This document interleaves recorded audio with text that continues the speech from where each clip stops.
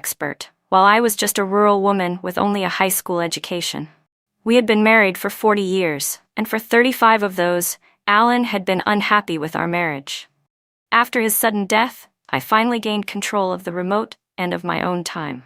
Every day, I watched the meaningless soap operas Alan used to mock. I ate the street food he always called junk. On my 65th birthday, I ordered myself a durian crepe cake and celebrated my first birthday that truly belonged to me. Just as I was about to make a wish, my daughter, whom I hadn't spoken to in a long time, called. "Mom, today's Dad's 67th birthday. Don't forget to fry up some of those little yellow croakers he liked.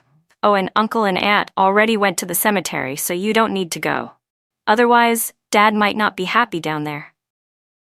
When the call ended, I sat for a long time in the absolute stillness of the room, stunned. After a while, I lit the candles and made the only wish I've ever truly had in my life. If I could live again, I would never want to have anything to do with Alan Reed. When I opened my eyes again, I was back on the day Alan first came to our village. "Lisa, Lisa." Someone patted me twice on the back. I jerked my head up. "You silly girl, what are you daydreaming for? Hurry up and pick one to take home." I turned around and saw Aunt Mary's dark face and her bright white smile, the low houses in front of us, and the familiar faces gathered in small groups nearby. In that moment, I realized with absolute clarity. My wish had come true. I had really gone back to the day when that group of college students, including Alan Reed, first arrived in our village. After the college entrance exams were reinstated, many of the young people, who had once been sent to the countryside, managed to enter university and return to their former lives. Because of the unique geological structure of our area, Alan Reed and his classmates, who were studying geological exploration, were assigned by their university to our village for fieldwork. The dorms prepared for them had just been destroyed by a mudslide, so the village chief asked every family whose homes were still intact to free up a room for the students. There were about 20 of them in total, but only 2 were girls. In my previous life, I had come late to help clean and prepare, so I ended up with the one who looked the most honest and quiet, Alan Reed. That was how my fateful entanglement with him began. Now, seeing the 2 female students being claimed by enthusiastic village aunts, I hurried over and grabbed Aunt Mary, who lived next door. "Auntie, my dad's still out getting supplies and won't be back for a while. Can you let this sister stay with me instead?" Aunt Mary hesitated, but didn't refuse. "All right, but you should ask if she's okay with it." The girl Aunt Mary had chosen was named Lucy Miller. Unlike the other girl whose face I barely remembered, Lucy would later become Alan Reed's colleague for decades. When the rumors about Alan and Sharon White spread all over the institute, Lucy had stood up for me, speaking out on my behalf. True to her straightforward personality, Lucy didn't refuse. After a brief introduction, she picked up her luggage and followed me home. Even though decades had passed, I had walked this road home countless times in my dreams. The joy and sorrow of being given another chance stirred quietly in my heart. After settling Lucy into the room I had cleaned and prepared, I sat in the small, shabby shop and drifted into my thoughts. "Excuse me, can I get a bar of soap?" The voice from my memories sounded again. I froze and looked up, straight into the eyes of a much younger Alan Reed. When I just stared at him silently, he waved his hand in front of my face. "Hi." The scent of soap mingled with the damp air. I snapped back to my senses, picked up a bar of soap from the counter, and handed it to him. "What's your name? Have we met before?" Seeing the confusion and curiosity in Alan Reed's eyes, I kept my expression cold. "There are plenty of people who look like me. My name has nothing to do with you." Alan gave an awkward smile, then left, glancing back at me every few steps as he walked away. From the moment I heard his voice, my heart had been beating unevenly. I was terrified that Alan, like me, had also been reborn. But then I remembered what he had said the day before he died. "Lisa Green, the biggest regret of my life is marrying you. You ruined the future I should have had with Ava." Thinking about that, I figured if he really did have memories from the previous life, maybe it wouldn't be such a bad thing after all. Because of a heavy rainstorm, the road connecting our village to the outside world was washed out. It wasn't until the 3rd night that my father finally came back, bringing a new shipment of goods. After greeting Lucy Miller, he called me into his room. "I heard a few of those college boys who came this time are pretty good looking," he said. "You'd better seize the opportunity, try to settle something before they leave." My mother had passed away early.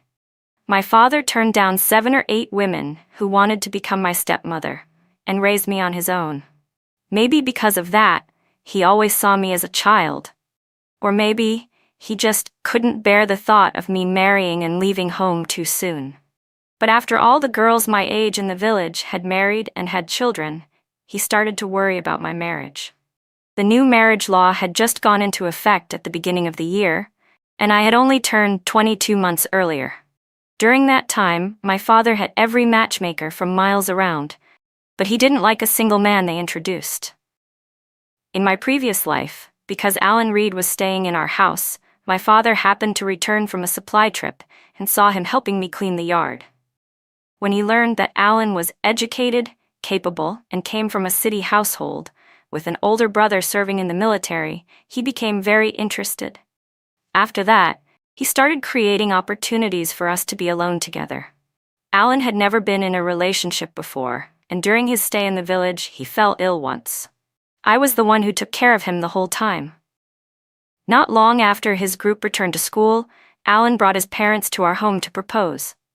For the first few years after our marriage, things were actually quite good. Alan was charming and attentive. Every day after work, he'd bring me some small gift. When our daughter was born, he was overjoyed, calling me the heroine of the Reed family, since his parents adored little girls. But everything changed after Alan went on a geological expedition that lasted 6 months. He came back looking worn out and distant, and often locked himself in his study. He no longer told me stories about his fieldwork, and when our eyes met, I could see emotions there I couldn't understand. Complex, heavy, and unreadable. Noticing how little he was eating, I worried about his health. I dug up our once flower-filled yard and turned it into a vegetable garden, even keeping 2 chickens in one corner. To enrich the soil, I tried to find fertilizer, but when I couldn't, I began composting at home. That single act caused an uproar in the residential compound. It was the first time Alan and I had ever fought. I didn't understand what I had done wrong. Everything I did was for his health. Not until I met Sharon White in person did I begin to understand. After Alan was transferred to a new department, Sharon came to our home once. She knocked on the door while I was fertilizing the vegetable patch in the yard. My 4-year-old daughter ran to answer it, and when she didn't come back, I knew something was off. When I went outside, I saw them standing close together at the doorway, Alan Reed and Sharon White, talking quietly, their heads almost touching. Even though decades have passed, I can still clearly remember that day. Sharon White was wearing a simple white dress, her hair in 2 braids. The breeze lifted the faint fragrance from her body, washing away some of the unpleasant smell in the yard.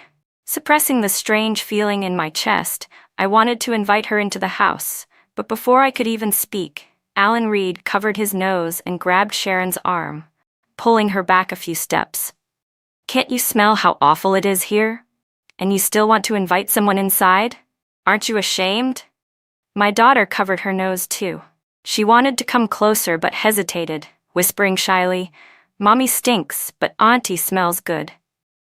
That was the first time I truly understood what embarrassment felt like, what humiliation really was. And I finally realized why Alan had been so angry about me composting in the yard. It wasn't about the smell at all. He thought I had embarrassed him in front of the other families, that I'd made him lose face. He regretted marrying me, a coarse, simple woman from the countryside. But I had done all that for his health. I had worked myself to exhaustion just to grow fresh food for him, and in the end, all I got in return was his disgust. "Dad," I said, "I heard the food factory in town is hiring soon. I'd like to give it a try. I'm not in a hurry to get married." Our village had one of the best living conditions in the area. Thanks to my father's years of connections and savings, he had opened the first and only general store in the village. We never worried about food or money. Unlike most parents who sent their children out early to earn wages, my father wanted me to find a good husband, someone stable and dependable, because he didn't want me to suffer hardships after marriage. But what he could never understand was that sometimes the pain in your heart is far worse than any physical struggle. As expected, the moment he heard I wanted to get a job, his first reaction was disapproval. "We don't need you to make money. You're not getting any younger. If you keep waiting, people will start talking." 6 years after I married Alan Reed, my father died in an accident on his way to visit me. Around that same time, I learned the truth about Alan's improper relationship with Sharon White. Grief and anger consumed me, and in my emotional collapse, I lost the baby I was carrying. The damage to my womb meant I could never get pregnant again. In this new life, seeing my father's face filled with warmth and concern made the reality of my rebirth hit me harder than ever. I stepped forward and buried myself in his arms. "Dad, life is long. I don't want to get married too soon. I want to see how far I can go on my own." After a long silence, my father finally agreed to let me try. In my previous life, I didn't understand much. I thought graduating from high school was already a good education. But after spending a lifetime as a housewife, I realized that strength only comes from yourself. No matter what I wanted to do, I still needed to keep learning. It was true that I wanted to work at the food factory, but what I didn't tell my father was that once things settled down, I planned to enroll in night school. Lucy Miller's older sister worked at the food factory, and through her, I learned about the factory's hiring requirements and testing process from previous years. Time passed quickly, and before I knew it, I had been back for nearly 20 days. That afternoon, Lucy came running home, visibly flustered. Seeing how anxious she was, I immediately asked what was wrong. "One of the male students suddenly has a fever," she said breathlessly.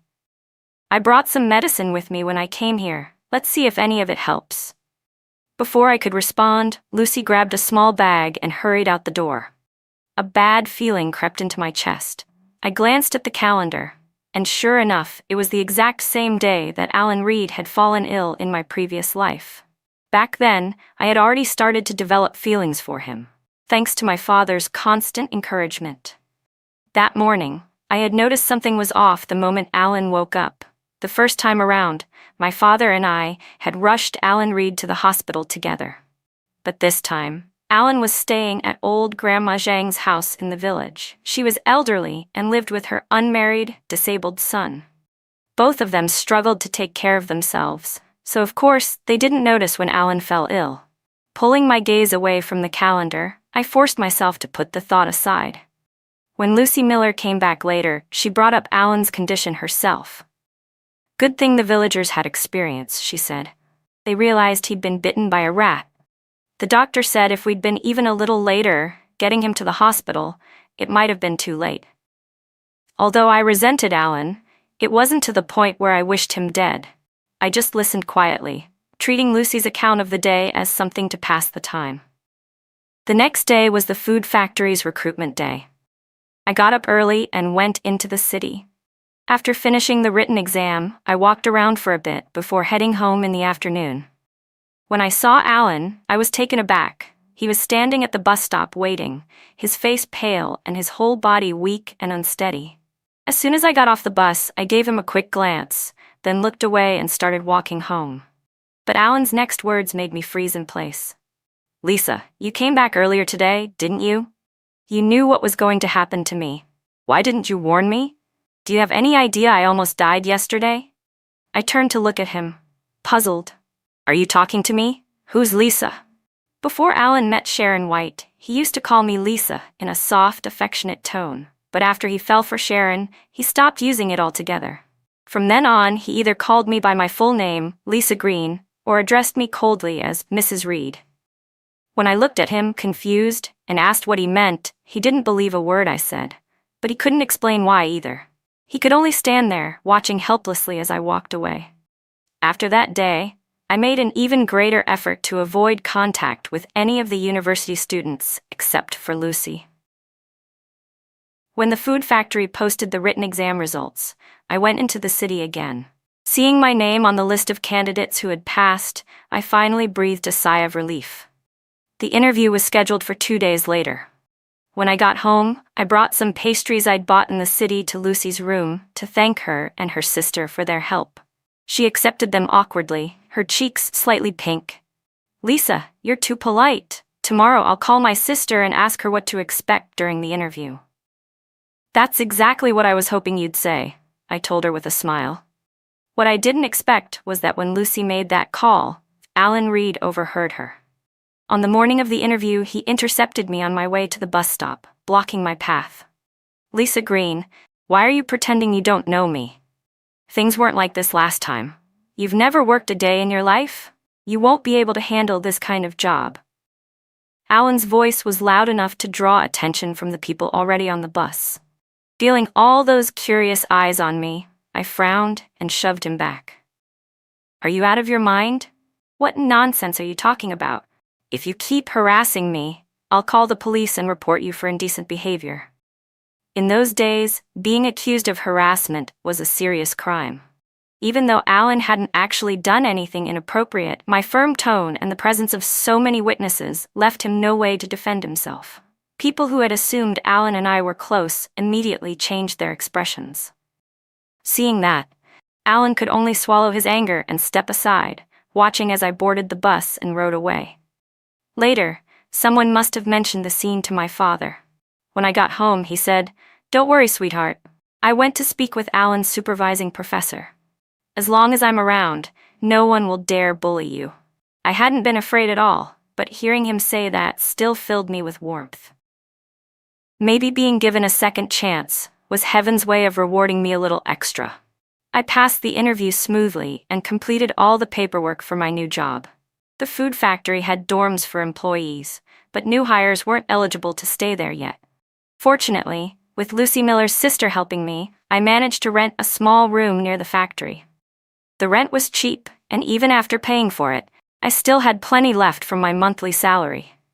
Once everything was settled, I called my father to tell him my new address in the city. The moment I hung up, I went straight to the night school to enroll. As soon as I signed my name on the admission form, I felt lighter, as if the invisible thread that had bound me since my rebirth had finally snapped. I had officially stepped onto a completely different path from my last life. On my first day off, I carried a bottle of wine I'd bought for my father and went home to visit. When he saw how different I looked, radiant and full of energy, he was so happy that he had a couple of extra drinks. After I washed the dishes and came out into the courtyard, I saw him leaning back, gazing at the moonlight. "Do you see that?" he murmured softly, as if speaking to my late mother.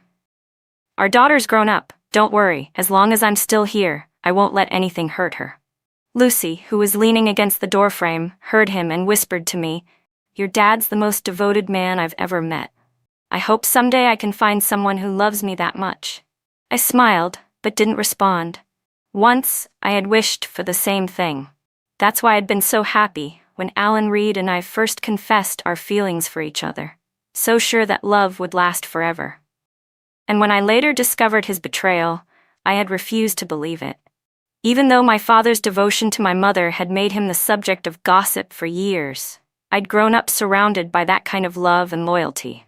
Never once did I imagine that my own marriage would crumble so quickly after it began. In my previous life, I'd been bound by marriage for decades. This time around, I swore I would never let myself fall into the same trap again. I thought that once Alan finished his internship, our paths would finally diverge for good. But one evening after my night school class, I ran into him by chance at the school gate. The moment he saw me, he strode toward me. "You're still going to class? Lisa Green, what are you trying to do?" Because I'd stayed behind to ask the teacher a few questions, most of the students had already left. With no one around to see us, Alan dropped all pretense of restraint. "Just admit it," he demanded. "You were reborn too, weren't you?" I didn't understand why a man who had spent the final day of his previous life regretting marrying me would still be so obsessed with this question. But now that I had a steady job and a clear goal for my life, I decided to end things cleanly once and for all. "Yes," I said calmly. "So what? You regretted marrying me in the last life, and I regretted marrying you just as much. Since we've both been given another chance, you should go chase whatever it is you missed out on. instead of trying over and over to make yourself matter to me." Alan froze for a long time before finally speaking again, his voice shaking. "How can you say that? What right do you have to regret marrying me? I never made you work a single day. I provided for you, fed you, sheltered you. You never suffered a bit. You're just a country woman who never even went to college. And yet my students called you professor's wife. You got your reputation and your comfort because of me. What right do you have to regret it?" Alan's face turned red with anger, his neck stiff with pride. But as I listened to his accusations, I could only find them absurd. The further our marriage had gone, the wider the gap between us had become. He rarely came home, always out leading field expeditions or staying in the dorms on campus. Everyone said he was dedicated to his work, a role model of commitment and discipline. But no one knew. He stayed away because he didn't want to come home. I took care of our child and his parents all by myself, struggling through each day. Starting from the time Alan Reed turned 40, only half of his monthly salary ever made it into my hands. His parents needed money for medicine and doctor visits. Our daughter's schooling required money, and then there were the daily living expenses. I had to pinch every penny, unable to even save enough in a whole year to buy myself a new dress. In my previous life, the day after Alan's affair with Sharon White became public gossip, my father died in an accident. Then, after I lost the baby and damaged my health, Alan's parents forced him to kneel at my hospital bedside and swear that I would be his only wife in this lifetime. Maybe the rumors made life difficult for him at the university, or maybe guilt finally caught up with him. But Alan agreed. After that, he never mentioned Sharon's name again. To avoid suspicion, Sharon even applied to transfer to another department. But when Sharon's husband later passed away, Alan secretly rekindled his relationship with her behind everyone's back. He gave half his salary to Sharon and her child, and he spent all his spare time with them. Our daughter was only 4 years old when she began to understand that her parents' relationship was falling apart. When she turned 17, she saw it for herself. The father who said he was too busy to attend her birthday dinner was sitting in a restaurant with a young boy. A boy only a few years younger than she was. Even after being caught, Alan didn't try to hide it. He claimed self-righteously that he was only helping Sharon and her son get through hard times, accused me of being petty, and said I was poisoning our daughter's mind with unhealthy thoughts. Meanwhile, he left me to care for his aging parents alone, calling it my duty as a daughter-in-law. If it hadn't been for the kindness his parents had shown me, if I hadn't seen how devastated they already were after losing their eldest son, I might have taken my daughter and left long ago. The first year, Alan started giving half his salary to Sharon, life for the rest of us. His parents, our daughter, and me became unbearably difficult. Alan's older brother had died during a mission while shielding his comrades.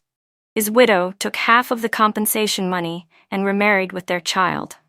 The other half of the pension, Alan persuaded his mother to hand over to him under the pretext of needing it for research.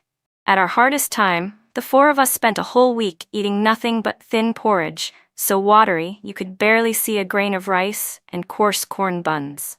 Meanwhile, Alan and Sharon were seen dining in a state-run restaurant, enjoying full meals every day. That New Year, Alan finally came home after being gone for months. Seeing no decorations, no festive air, and me wearing the same faded clothes I'd washed to the point of turning white, he scolded me in front of his parents and our daughter for being incapable of managing a household. Alan's father grabbed his belt and started hitting him, while our daughter cried and poured out how hard and miserable our year had been. His mother cursed him furiously, her voice trembling with anger and grief. I stood there expressionless, meeting Alan's eyes evenly. That was the first time I ever saw guilt in them. Maybe it was because I still longed for a peaceful family, or maybe it was the influence of my father's patience and loyalty. But when Alan finally apologized, I softened again. And just like that, we spent a lifetime together. I don't know when it began, when the daughter who once despised Sharon started to stand on the same side as Alan. I only remember the first time I heard her yell at me, saying that I made both her and her father ashamed. My heart shattered. Alan had always looked down on me, saying I embarrassed him, that I was a burden. But what hurt most was that even the daughter I had raised with my own hands began to resent me, saying I was small-minded, only caring about our little home, unlike her Aunt Sharon, who wherever she went was confident, admired, and radiant, the kind of woman she wanted to become. My husband didn't love me, my daughter despised me, and I, disgusted with them and with myself, forced myself to keep going. I refused to divorce Alan Reed. I wanted him and Sharon White to spend the rest of their lives unable to stand openly side by side, no matter how much they longed to. After briefly revisiting that muddled, painful past life, I felt a chill settle behind my eyes as I met Alan's stunned gaze. I was your family's maid. Looked down on, ordered around my whole life. You think I should be grateful for that kind of trash existence? Without waiting for his response, I turned and walked away, ignoring whatever else he shouted after me. From then on, my days fell into a steady rhythm. Work, study, rest. It had been decades since I'd last studied, and I'd forgotten most of what I'd learned in high school. But I refused to give up. I believed in myself. Outside of working hours, I didn't waste a single minute. If I wasn't reading, I was doing practice exercises. I had no intention of staying at the food factory forever. My goal was to earn and save enough money to bring my father to live in the city. During my breaks, I quietly gathered information about prices, rental costs, and potential business spots. There was an open market not far from the factory, an ideal place for my father to set up a small stall. Life in the village wasn't bad, but in my last life, my father had never truly known comfort, even to his dying day. Now that I had another chance, I refused to waste it. I wanted to change his life, to let him see more of the world beyond our small village. After asking around, I learned that it was now possible to apply for an individual business license.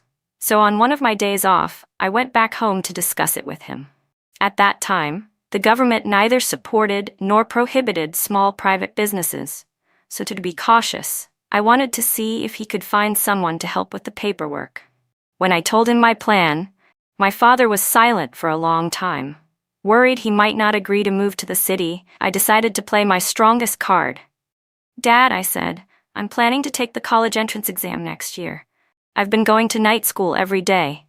But my classes finish pretty late, and not long ago, a thug tried to follow me." Before I could even finish, he slammed his hand on the table. "Then we're going, no question about it. My daughter's out there working hard to build a life. How could I hold her back? Tomorrow, I'll go with you to the city, and we'll get that license taken care of." My father had once been a soldier, and even after leaving the army, he stayed in touch with comrades working in different fields. Hearing him say that, I knew the battle was half won. He'd already decided to move to the city. At first, my small rented room was barely big enough for one person. But now that my father was on board, I started looking for a larger place. I asked around through my coworkers and found one near Lucy Miller's home. While I was negotiating rent with the landlord, Lucy happened to see me. "Lisa, are you moving here?" she asked excitedly. I nodded. "Yeah, that's the plan." Her face lit up. "That's great. Now I can come by and talk to you all the time. You have no idea how much gossip I've been saving up with no one to share it with."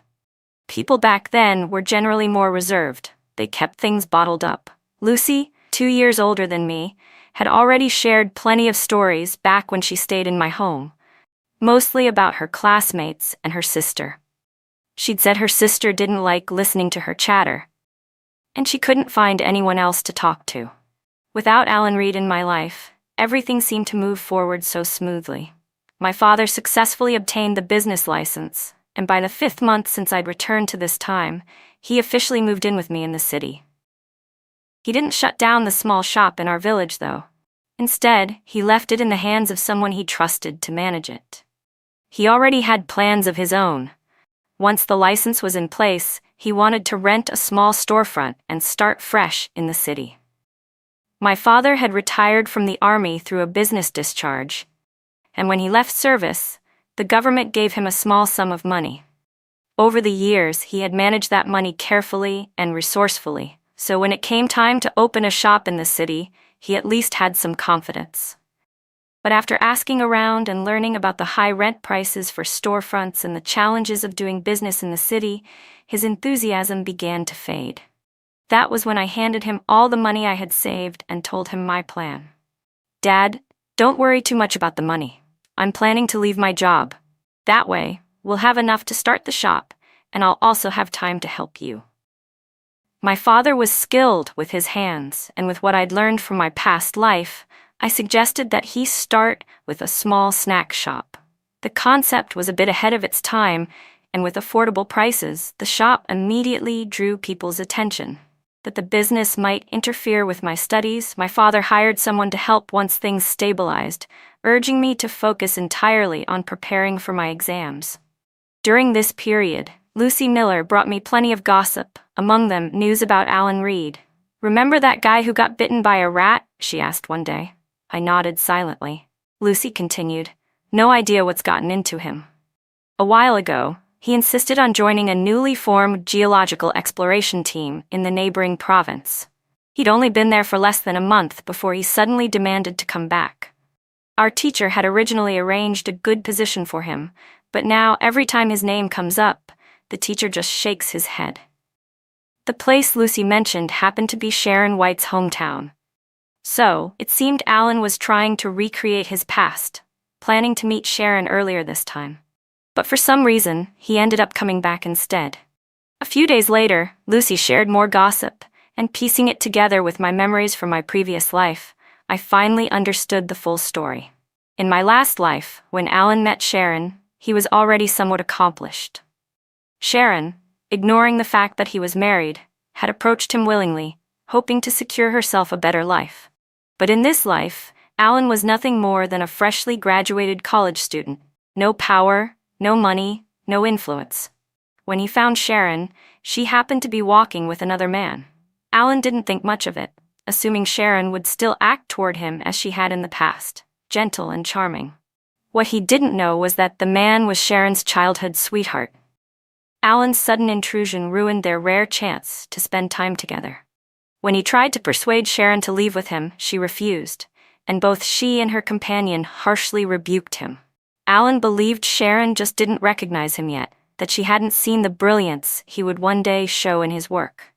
So, when Sharon officially joined the exploration team, Alan approached her again, trying to make a grand impression.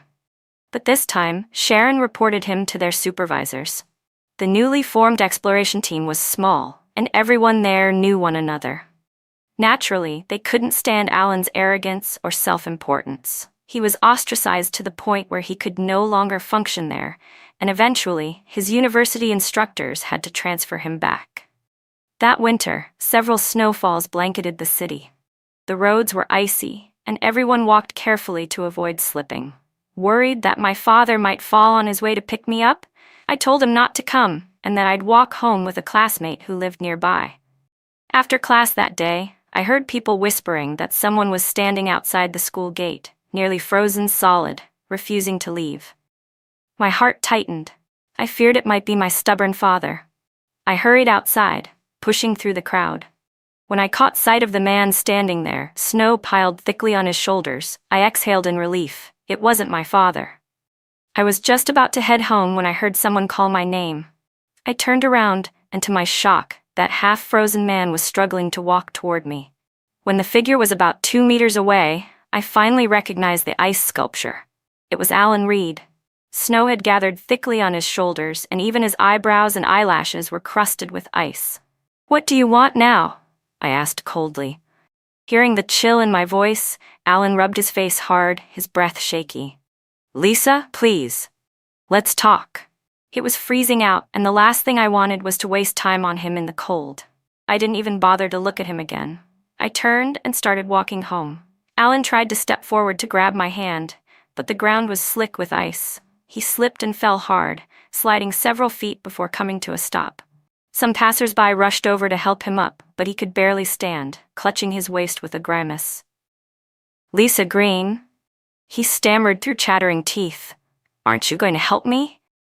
But when he looked up, I was already gone, so far down the street that not even my shadow was visible. The next day, night school was closed, so I went to help out at my father's snack shop. Lucy Miller came by after work, bringing her usual gossip. "Remember that classmate who got bitten by a rat?" she said with a grin. "Guess what? He's in trouble again. He fell and broke his tailbone. He's in the hospital right now." I remembered hearing the loud thud the night before and had guessed Alan must have slipped. I hadn't expected the fall to be that serious. Lucy went on, "Honestly, that guy must have some kind of bad luck following him around. A person that unlucky either offended something supernatural or there's something wrong with him. I'm definitely keeping my distance from now on." Her words caught my attention. In my last life, Alan had been despicable in love, but brilliant in his field.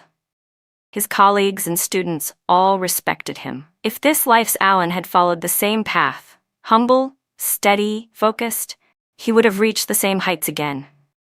But ever since the rat bite, he'd changed. During fieldwork, he constantly interrupted his teachers, always showing off and contradicting them, completely different from the modest young man he used to be. He'd even made a fuss about joining another exploration team, and then pulled strings to get himself transferred back. Many people were fed up with him. In my previous life, Alan had become one of the most respected geological experts in the country, a man at the very top of the field. With his knowledge and experience, it was only natural that he couldn't resist commenting on the outdated exploration methods of this era. But he was using the wrong approach. Now he was nothing more than a fresh graduate with no real experience. He couldn't treat his professors the way he used to treat his students. For the first time, I truly felt grateful to heaven for giving me another chance. My life was steadily getting better, while Alan seemed to be spiraling toward the end he probably deserved. That year, my father and I had a wonderful new year. He was happy because life finally held something new, something to look forward to. I was happy because I knew I hadn't wasted the miracle of my second chance. After the holiday, there were only a few months left before the college entrance exams. Even on my rest days, my father refused to let me help at the shop. He insisted I relax and keep my mind clear. One day, while wandering around the city, I passed by the house I'd lived in for so many years in my previous life. When I looked up, my eyes met those of a woman stepping out the front door. It was Mrs. Reed, Alan's mother, much younger than I remembered her. At that time, Alan's older brother was still alive, and she looked healthy and at peace. I quickly looked away and kept walking without a word. Night school lessons were particularly advanced. When the teachers couldn't answer certain questions, I turned to Lucy instead. She explained them far better than anyone at the school. Maybe it was because I had poured everything into studying, but up until the exams, I didn't see Alan once. With Lucy's help, my grasp of the material grew stronger and more confident. During the 3 days of the college entrance exam, I felt almost detached, as if I were floating through it all. Only after I finished the final test did it truly hit me. I had actually done it. I had taken the college entrance exam. Back when Lucy Miller took the college entrance exam, she'd been remarkably good at estimating her own score. Even though a few years had passed, I couldn't find anyone more reliable, so I went to her for help again. Her mind was still sharp and quick. I remembered clearly every answer I'd written, and together we went through each question twice without pause. When we finished, Lucy stared at me in disbelief. "Lisa, you've improved so much. If you'd taken the exam back then, you would have definitely gotten into a great university." Looking at the final score we'd calculated on paper, I couldn't help but feel a spark of excitement, but I only smiled at her words. I knew that the version of myself from my previous life could never have achieved even half of what I'd done this time. It was my unwillingness to give up, and the value I placed on this second chance, that drove me to work so hard to change my fate. Considering my score and the future needs of the country's development, I chose to major in finance. In my previous life, while managing an entire household, I had discovered my natural sensitivity to numbers. This time I had intentionally focused on math and practiced relentlessly, and I realized I truly had a talent for it. Money wasn't the most important thing in life, but after years of being humiliated and held back because of poverty, I had become determined to make enough so that my father and I could finally live the kind of good life we'd never even dared to dream of. After submitting my university application, I turned my attention back to my father's snack shop. After observing the customers for a few days, I noticed we already had quite a few regulars, so I began helping him create new menu items. One afternoon, while I was cleaning up, someone asked if we still had any food left to sell. I looked up and froze for a second. It was Mrs. Reed. I quickly put on a polite smile. "I'm sorry, we've sold out for today." Her eyes lingered on me, filled with the same mixture of confusion and familiarity I'd once seen in Alan Reed's gaze when he first met me in this life. She opened her mouth as if to say something several times, but when she saw how busy I was, she stayed silent and left quietly. What I didn't know then was that after that brief encounter, Mrs. Reed dreamed about me twice. But every time she woke, she couldn't remember what had happened in those dreams, only the lingering sense of loss when she saw me again. Eventually, I received my admission letter. I'd been accepted into my first-choice university. When my father found out the school was over 500 kilometers away, he was overjoyed, yet reluctant, to see me go. After he helped me settle in, and we stood outside the campus gate, I pointed toward a still-developing street, lined with half-finished stalls. "Dad, what if you moved your snack shop here? College students love street food way more than the neighbors back home. You'd have great business." When my father had first followed me to the city, he'd left our small village store in the hands of someone he trusted. Nearly a year later, it was still running well. Even after paying the employee's salary, he was earning a solid profit each month. That success made him consider my suggestion. It's true, the shop back home doesn't bring in much, and it practically runs itself. But the food stand, that's your creation. If we hand it over to someone else, won't it affect our reputation? His concern was reasonable, but I'd already thought it through. I knew exactly who to entrust it to. In both my previous life and this one, Lucy Miller had helped me more than I could ever repay. After spending a full year working closely with her and her family, I'd come to understand their personalities and work ethic. Her older sister's job at the food factory was stable for now, but I knew that in a little over a decade, she'd lose that job when the factory went bankrupt. I still remembered how, in my previous life, Lucy once told me that after her sister was laid off, she divorced her husband and struggled to make ends meet. Lucy Miller's sister had ended up living a miserable life, struggling to raise 2 children on her own after the divorce. Although the layoffs at the factory were still years away, I knew I could start preparing now to help them build a better future. Lucy's mother was actually younger than my father, but their whole family lived squeezed together in a cramped apartment. Even though both daughters had decent jobs, they still barely made ends meet.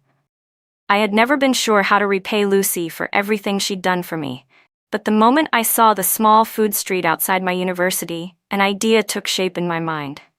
My mother had died young, and my father was my only family. In my previous life, he had passed away before I'd even made it into college. This time, I wanted to spend as much time with him as I could.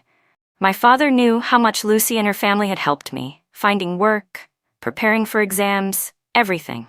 When I told him my idea, he thought about it for a long time before finally nodding. "I've met Lucy's parents," he said. "They're good, honest people who know how to manage life. I'll go talk to them myself. You should call Lucy first, see what she thinks." After putting my father on the train, I called Lucy at work. I got straight to the point and explained my plan. For a long time, she didn't say anything. I thought the signal had cut off and called her name several times before hearing her choked-up voice. "Lisa, I'm just too touched. Are you really planning to let my parents take over your family's snack shop? You have no idea how much this means. My sister's little girl was seriously ill a while ago. Her husband's family never liked having a daughter, and when the child got sick, they didn't care at all. My parents used up all their savings just to save her life. Honestly, my dad's been out doing odd jobs these past few days to make ends meet." That only confirmed my decision.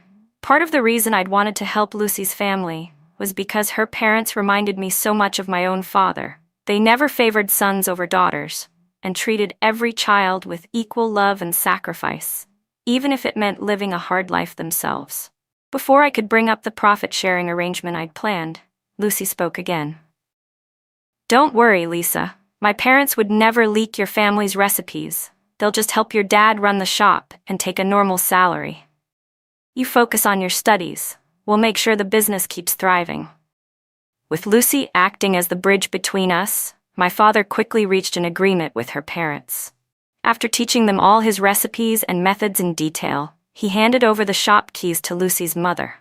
"I'm counting on you now," he told her. "I'm going to the city to be with my daughter."